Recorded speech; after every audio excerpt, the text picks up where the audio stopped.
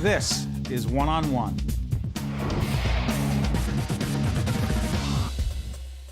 This is One-on-One at the New Jersey Performing Arts Center. We are honored and thrilled to have Mr. Gianni Valenti, who is the owner of Birdland in New York City. Birdland is, for those who do not know, there's tremendous history here, Gianni, but for those who do not know Birdland, it is. We've been around for 65 years, located right in the heart of Times Square. 7 shows every week, 2 shows nightly, 365 days a year. Describe the club. Now, people say, oh, it's a jazz club, but it's more than that, right?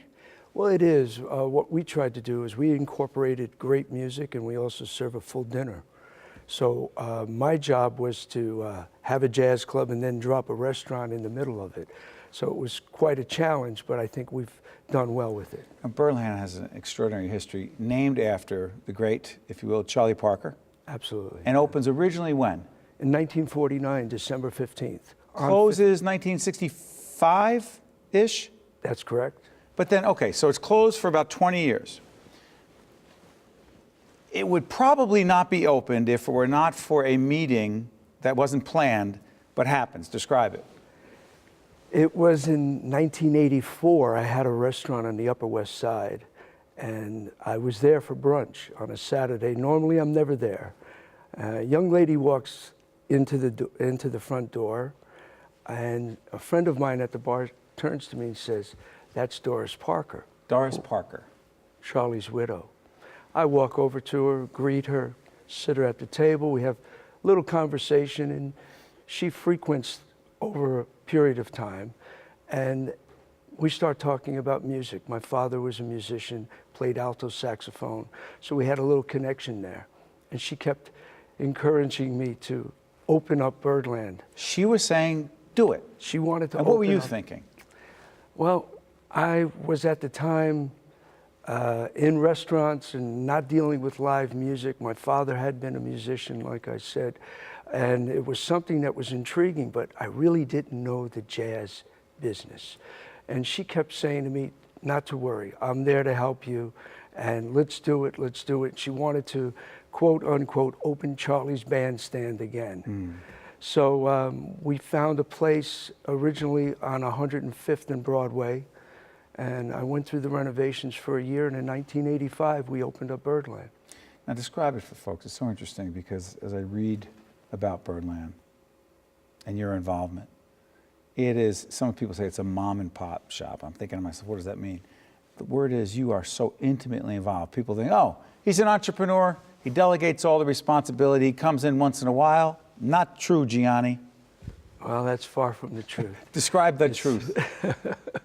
I'd like to think that I had time off, but truthfully, the first 10 years of just getting to understand the jazz business, this is probably for me, ironically, this day that we've chosen, November 1. We're taping on the 1st of November. Go ahead. 29th year as the owner. Wow. Yeah, so I remember meeting with Doris, and she brought a gentleman in that was going to give me some guidance and help. His name was Max Roach. And I sat across the table, we had lunch, and he said to me, if you're going to do it, you got to do it right, because of the history that went along with Birdland. And it's something that has always been in the back of my mind, that with all the history that went for the years from 1949 to 65. Who played there back then? Oh, Dizzy and Charlie and Max and Coleman Hawkins and Count Basie, Ella Fitzgerald, Sarah Vaughan. I mean, we can go hold on. Is Sinatra in the audience? Absolutely. Sammy Davis? Who's Sammy Davis. That's back in the day. Dinah Washington. I mean, it's amazing. It was a place to be. It was a place to be seen. I was going to say, and Marilyn Monroe as well, right? Absolutely. And today, again, people go there, describe the experience they're going to have, Gianni. Well, we were getting to the point where I'm there 7 days a week. So it's important because of the connection you have with the artist. It's a very personal thing. Most artists come in and they want to meet the person in charge, the person that's running the club.